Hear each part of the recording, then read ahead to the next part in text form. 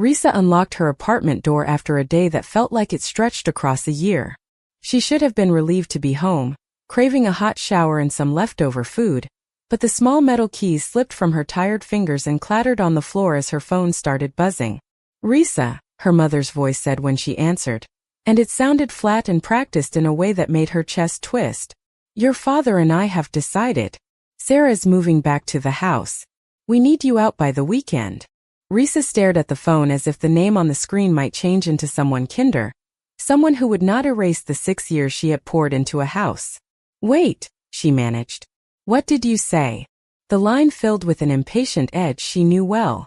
"Sarah needs stability. You work remotely. You can live anywhere. Don't be selfish." Her father's voice murmured something behind her mother, a soft, defeated sound that carried no support. Risa felt her throat go dry. That house had been her work, her weekends, the place she fixed the roof and replaced the pipes. She had put her money into the kitchen, the roof, the floors. "The house I saved," she said slowly, as if naming a small, sacred thing. "There's no time," her mother snapped. 72 hours. We'll arrange supervised removal of your things. Nothing belongs to you except your personal items and work equipment." The call ended with the click that always made final things feel more final. Risa stood in the doorway, fingers curled into the wood frame as memories, the bright ones and the ugly ones, rolled through her like waves. She thought of the day she'd walked into their kitchen in her cap and gown, the pride so hot she could hardly breathe. She remembered the shrug and the bored phrase, "Good for you, dear," that cut the warmth away as if it had never existed. When Sarah's name flashed on the phone later that evening, Risa answered with a voice too steady for how she felt. "Hey Rosie," Sarah bubbled loud and careless. "Big news. I'm coming home. Make sure my room's cleared by Friday. My fiancé needs space. And leave the big TV, okay? I love that one." Risa felt the blood leave her face. The 70-inch TV in the living room, the one Risa had saved for, had been a small victory. "We'll talk when you get here," she said. Sarah clicked off before Risa could speak, and the thread of normal life slipped away. Risa found Mara's number without thinking. Mara Hayes, attorney and best friend, answered on the second ring. "Rosie, what's wrong?" Her voice cut through panic like a knife through fog. Risa explained the phone call, the demand, the sealed fate she'd been handed. Silence stretched for a beat, then Mara's voice sharpened into business. "Send me every paper you have, insurance, utility bills, receipts. Don't talk to them. Do not text Sarah. I'm going to county records first thing tomorrow." For the first time since the call, hope blinked on inside Risa like morning light. That night, Risa pulled every folder she could find from her file cabinet. Insurance policies, receipts with dates, invoices for the roof, photos of the new cabinets she'd installed. Anything that tied her to the place she had tended for 6 years. She drank coffee that tasted like cardboard and worked until her hands ached. At 9:15 Mara called. "There's a problem," she said. "Your parents, they filed to seal portions of the trust documents after Etta died. They're hiding something. I need a judge's order to unseal it." The word sealed landed like a weight. Why hide anything unless the truth would break their story? Memories of Etta, her grandmother, came unbidden. Etta in her chair at the last Christmas before she died. The small, sharp remarks she'd made about Bly. The way she'd grabbed Risa's wrist and told her she must learn to balance a checkbook. "Independence," Etta had said. "Don't let people take what's yours." Risa had dismissed that then as old woman crankiness. Now the words felt like a warning left in handwriting across years. When Mara called again the next morning, her voice trembled with fury. "They have been lying to you for 6 years, she said. "Etta set up a living trust.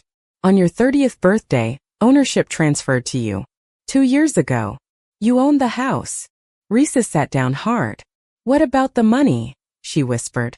"The $110,000 I paid in renovations?" Mara's voice dropped. "They took out a HELOC after your 30th birthday. Against property they no longer controlled. They had you paying back debt they incurred in your name. That's bank fraud." It felt surreal to hear legal terms in the place where shame had lived for so long. Risa's knees trembled. The guilt that had shadowed her for days began to dissolve as clarity sharpened in its place. "Don't move a thing," Mara ordered. "This is yours. We defend it. I'll get locksmiths today." By mid-afternoon, The locksmith's van rattled up behind Risa's car. The house looked like the one she remembered. White siding washed the spring before, a porch she'd painted, garden bed she'd coaxed awake each year. Inside, the smell of lemon cleaner and sawdust clung to new cabinets. Risa walked through room after room, naming each improvement aloud as if the words might give them life. My cabinets, my countertops, my floors. She gathered only what mattered. Her laptop, the folder with receipts and photos, and left everything else exactly where it had been. 3 hours later, new deadbolts clicked into place and the locksmith handed her a heavy ring of keys that felt like justice. The next morning Sarah's posting showed the bright grin of someone starting a new chapter. Risa saved the screenshot before Sarah could scrub it away. Proof, Mara said, that could not be denied. When Sarah called, furious and entitled, Risa answered with a calm she barely recognized. The locks were changed for security reasons, she said. This is my house now. The outrage on the other end was immediate. You can't lock us out of our own home, Sarah spat. We live there. Voicemails from Bly came next. Fury threats, the old script about shame and elder abuse. Risa let them pile up and called Mara back. The lawyer's voice was steady as a drum. Police will do a civil standby. We'll serve the eviction notice clean. We do this by the book. Outside the house that afternoon, people gathered like summer witnesses. Neighbors watched from porches. Mrs. Nora across the street pointed her phone and recorded everything. Officer Rodriguez arrived and took in Risa's papers, nodding with the sort of professional calm that made the next steps feel inevitable. Mara stepped forward, voice clean and courtroom ready. This is an eviction notice, she announced. You have 24 hours to remove your belongings. This property belongs to Rosalind Moore Risa Moore, under the Esta Moore Living Trust. Arthur's face drained in the light. Bly screamed that it was a private family matter. The officer gently moved her back to the sidewalk. Risa stood quiet and measured beside Mara, feeling for the first time the hard comfort of the law backing her. Mara's arrival with the police had turned a private betrayal into public fact. The video Mrs. Nora shot that afternoon spread faster than Risa could have imagined. Neighbors shared it, and then strangers did. Risa watched the numbers climb on her phone with a strange detachment. Views, shares, comments. Mrs. Nora knocked the next evening, cheeks flushed, eyes bright. Honey, I posted that clip everywhere, she said, as if it were a favor. People need to know. Risa accepted the plate of cookies Mrs. Nora offered and smiled in a way that felt almost practiced. Thank you, she said. You did the right thing. When her mother phoned in a panic, begging for pity and claiming their reputation would be ruined, Risa listened and felt only the cool clarity that had become her armor. People earn reputation, she said quietly. You don't buy it back with apologies. Family response arrived in waves. Uncle Robert called with the tone of someone trying to balance outrage and diplomacy, then melted into silence when Risa mentioned the trust documents and the HELOC. I didn't know, he repeated like a prayer. Aunt Patricia and Cousin Michael followed similar scripts. Initial accusations turned to stunned apologies once the facts were on the table. Risa documented each call in a spreadsheet Mara had set up. Names times what was said. We need a pattern, Mara told her. Every call, every lie, everything that shows this wasn't random. The list grew long and damning, a record that felt good to make. It made the world feel smaller and more manageable. Blunt, public humiliation didn't stop her parents' strategies, they merely changed tactics.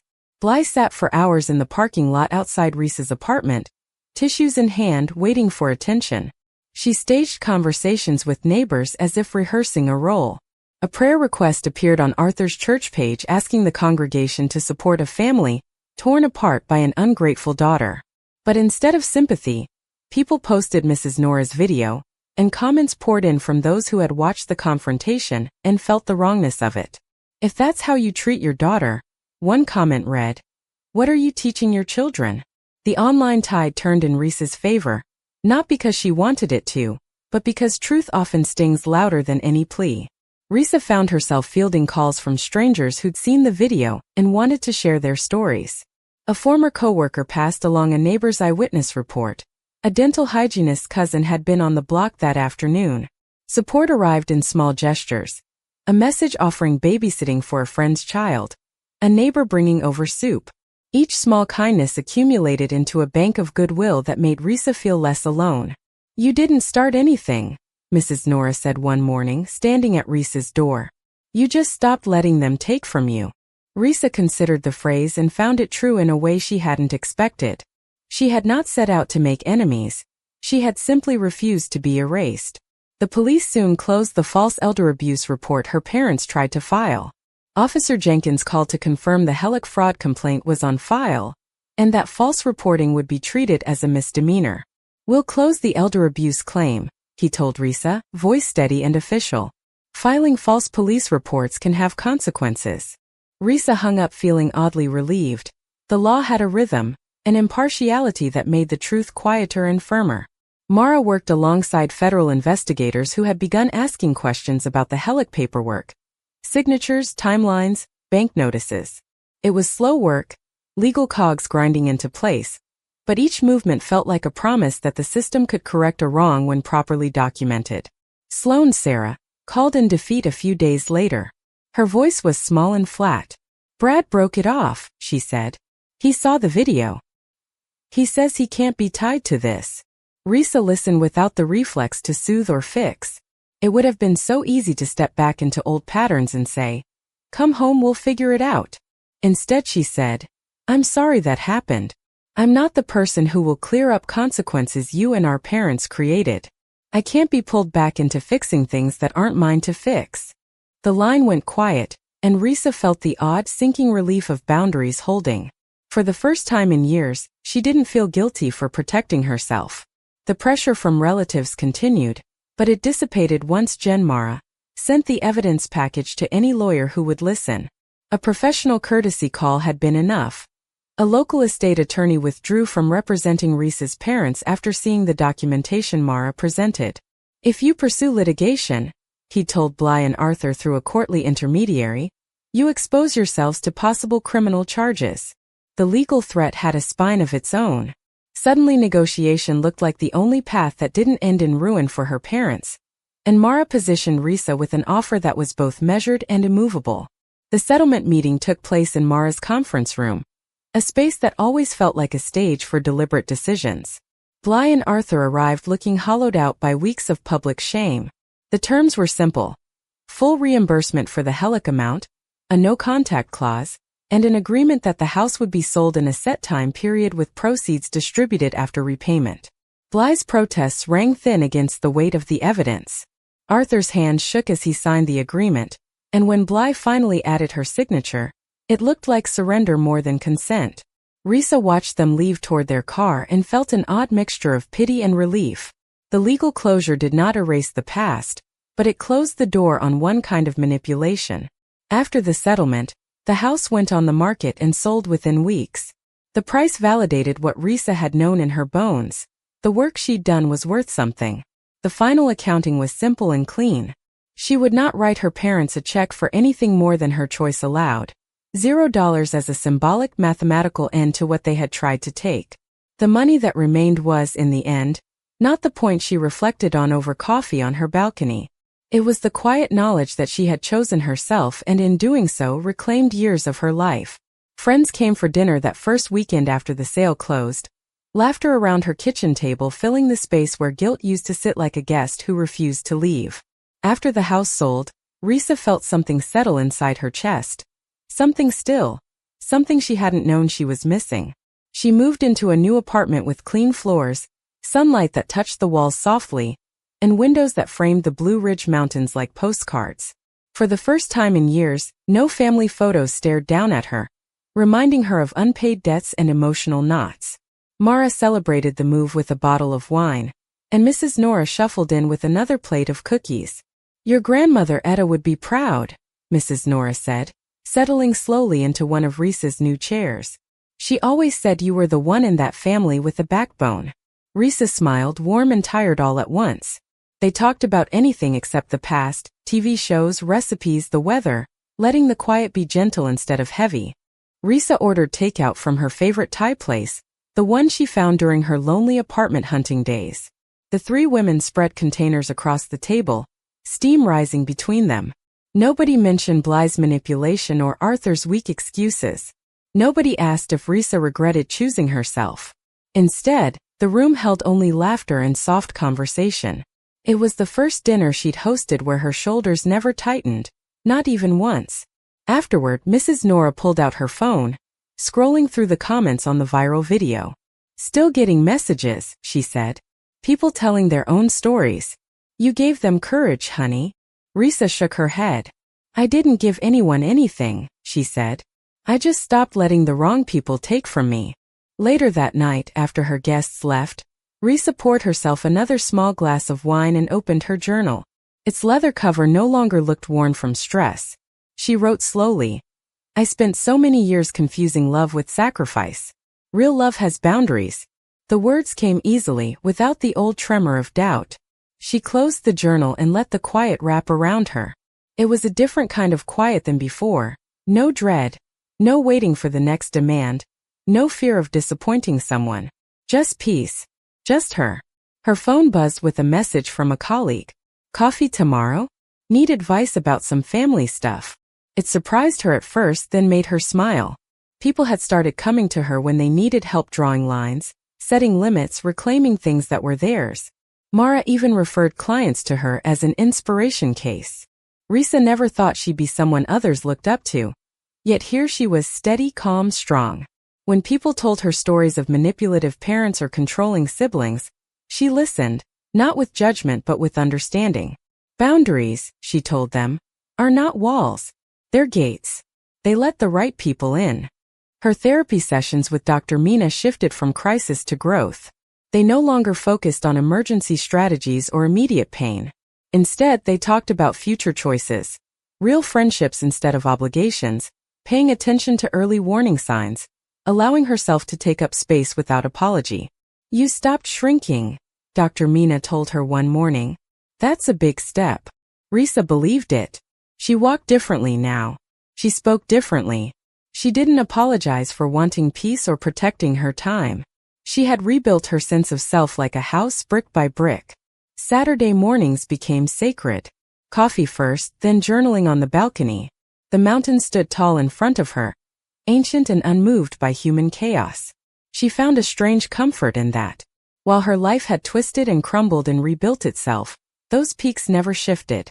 She watched the sun rise each weekend, letting the light soften whatever had hardened inside her during the week. Her phone vibrated one morning, a text from Mrs. Nora inviting her to a holiday potluck.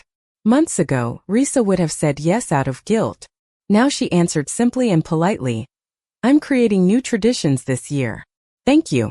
Enjoy the gathering." She felt no shame, no tremor, just calm truth. She took a long breath and wrote another journal entry. "Family is not who claims you. Family is who protects you." It was something Etta had said once, half under her breath, when Bly had stormed out of a Thanksgiving dinner. Risa had been too young to understand it then. Now she did. Some people are tied to you by blood. Others are tied because they choose you. And it was the latter group, the chosen ones, that now filled her life with warmth. Below her balcony, the city moved quietly. Cars hummed by. People walked their dogs. Couples argued softly on sidewalks. Families loaded groceries into their trunks. Life kept going, complicated and messy, but no longer crushing her spirit. And she felt, for the first time, that she could simply exist without carrying someone else's burden. For so long, she'd mistaken drama for connection and responsibility for love. Now she finally understood the difference. 3 weeks after the house sold, Risa walked through the city with a lighter step. No unexpected calls demanding money. No manipulation disguised as motherly concern. No guilt-laced voicemails. Just the pleasant hum of an ordinary day. Her phone stayed silent in a way that felt like freedom. She stopped at a cafe, ordered a latte and sat by the window. Outside, the mountains were steady, watching like old witnesses.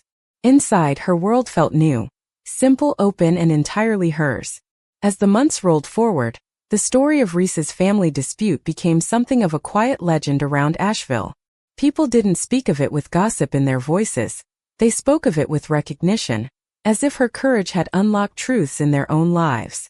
Neighbors she barely knew nodded respectfully when she passed. Strangers sent private messages thanking her for standing firm. Even Mara joked once, You're becoming the patron saint of boundaries. Risa laughed, but she felt the truth in it. By choosing herself, she had given other people permission to imagine doing the same. At work, Risa's focus sharpened. Her designs carried more confidence, her presentations more clarity. There's something different about you, her manager said during a team meeting. You look settled. Risa smiled lightly. I finally stopped apologizing for things that were never my fault. Her coworkers didn't know the full story, but they sensed her shift. She no longer hesitated to decline unreasonable deadlines. She no longer carried the weight of everyone else's needs. Her life had space now, real space, for joy, rest, and ambition. And the absence of chaos was its own kind of fuel. One Friday evening, Mara invited her to a small gathering at a mountain cabin. The drive wound through tall pines and rolling slopes that glowed gold in the setting sun. You've earned a weekend off from the world, Mara teased when Risa arrived. Inside the cabin, the air smelled of pine and cinnamon. Risa sat near the fireplace, listening to the crackle of burning wood while friends talked about their plans, fears, and dreams. For once, she was not the listener who solved everyone else's problems. She was simply another person in the room, present and at peace. When someone asked how she had managed to stand up to her family, Risa answered quietly, I stopped believing I was the problem. Later, while everyone else played cards, Risa stepped outside onto the deck. The air was cool and crisp. Stars dotted the dark sky like scattered silver pins. She closed her eyes and breathed deeply. The forest whispered around her, and the mountains stood silent and ancient. You did it, Etta, she murmured softly, thinking of her grandmother. You prepared me for this. It felt strange to speak the words aloud, but also comforting. Etta had taught her how to use tools, how to check a bank statement, how to fix a faucet, how to read people's intentions. All those lessons had planted something strong in her, the backbone Mrs. Nora mentioned so often. A soft hum of gratitude settled in her chest. Gratitude for the people who stayed. Gratitude for the peace she built. Gratitude even for the pain that had forced her to transform. Inside, someone called her name, laughter spilling through the open door. She turned, walked back inside, and joined the warmth. It was the first time in a long while that she felt truly included without needing to earn her place. In the weeks that followed, Risa found herself helping others in gentle, quiet ways. Not by fixing their problems for them, but by sharing what she had learned. A coworker confided that her brother had been draining her financially for years. A neighbor admitted she felt trapped in a friendship that demanded too much. Each time, Risa listened and said, You have a right to your peace. It was a simple sentence, but one she wished someone had told her long ago. People tended to forget that peace was something you had to protect, not something handed to you by others. Her therapist, Dr. Mina, noticed the evolution instantly. You're not reacting to life anymore, she observed during a session. You're leading it. Risa blinked at the words, letting them sink in. She had spent so much of her life cleaning up after other people's storms that she'd forgotten what it meant to build something of her own. Now, with distance between her and her parents, she no longer flinched at every phone notification or unexpected knock at the door. Safety had rewired her. Calm had reshaped her. One dusk, Risa drove past the old neighborhood out of curiosity, not longing. She slowed at the corner where she used to park, looking at the house she'd restored board by board. The new sold sign had been taken down months ago. A fresh coat of paint covered the porch. New curtains hung in the living room window. A couple stood outside chatting with a toddler tugging at their hands. A family, one that felt warm, gentle, and whole. Risa watched them for a moment, then smiled. The house finally had people who would love it without manipulation. She whispered goodbye under her breath, then drove away, leaving the past behind without pain. A few days later, Risa received an unexpected letter in her mailbox. The envelope was small, pale blue, and handwritten. Inside was a note from a woman she'd never met, someone who had seen Mrs. Nora's video and tracked her down. Your story gave me the courage to leave a situation that was destroying me. The letter began. Thank you for showing me it's not selfish to choose yourself. Risa held the paper for a long time, absorbing the weight of the stranger's gratitude. She had never intended to be anyone's lesson, but life had a strange way of turning survival into guidance. Risa placed the letter gently on her coffee table and poured herself a cup of warm tea. Outside the window, the late afternoon light stretched softly across the mountains, turning the horizon into a ribbon of gold. She thought about the woman who had sent the note, about all the people who had messaged her, about strangers who saw pieces of themselves in her story. It felt strange, almost unreal, that her private pain had become someone else's strength. Yet as she held the cup between her palms, she realized she was no longer ashamed of the path she had walked. It was messy, painful, and full of lessons she never asked for, but it shaped her into someone who could not be erased anymore.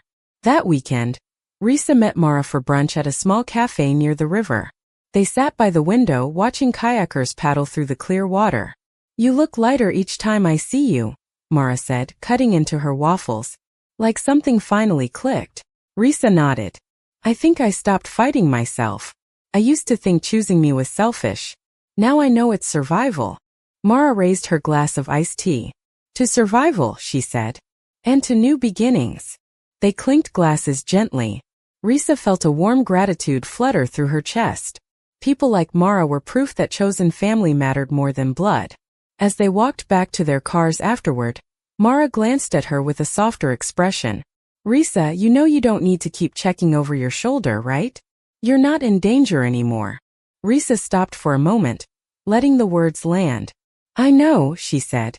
"I think I just haven't learned how to live without expecting the next crisis." Mara placed a hand on her shoulder. "Then your next task is simple. Learn to live in peace." For the first time, Risa felt that peace was not a distant idea but something she could actually hold. Over the next weeks, Risa built new routines. She set boundaries around her time, gently and firmly. She joined a hiking group that explored different mountain trails every Saturday. She picked up watercolor painting, something she had always wanted to try but never had space for. Her apartment slowly filled with small painted landscapes, soft blues and greens, peaks and valleys, morning light captured in delicate strokes. "You're getting good," Mrs. Nora said one afternoon, peering over her shoulder. Risa smiled. "I'm getting free," she replied. The holidays approached, and invitations came from coworkers and neighbors. Risa accepted only the ones that felt right. She no longer said yes because she feared disappointing someone. Instead, she asked herself a simple question. Does this bring me peace? When she decorated her apartment, she kept it simple: strings of soft lights, a few candles, a small wreath near the door. It was the first holiday season that didn't feel heavy. There were no frantic phone calls, no guilt-filled obligations, no demands disguised as love. Just warmth. One snowy morning, she received a call from Dr. Mina. "Just checking on you," the therapist said. "The year is ending. How do you feel?" Risa looked around her calm apartment, the glowing lights, the quiet hum of her heater, the half-finished painting on the table. "Balanced," she answered. "And hopeful." Dr. Mina hummed approvingly. "You redesigned your life the same way you redesign user interfaces," she said. "You removed the clutter, kept what works, and built something that actually serves you." Risa laughed softly. "Maybe I did." In January, Risa attended a community workshop on financial independence, invited as a guest speaker. Her segment was titled "How to Recognize Manipulation Hidden Inside Family Duty." People listened closely, nodding, taking notes, asking questions. When she finished, a young woman approached her, eyes bright. "You helped me," the woman said. "I thought choosing myself meant abandoning my parents, but now I see it means protecting what's left of me." Risa felt a tug in her heart, gentle and steady. "You deserve peace," she told her. "Start there." As the months warmed and spring returned, Risa found that her life had settled into something quiet, steady, and deeply hers. She woke up without dread, walked through her days without tightness in her chest, and went to sleep without fear of late-night demands. She had rebuilt herself with intention, piece by piece. The world no longer felt like a battlefield.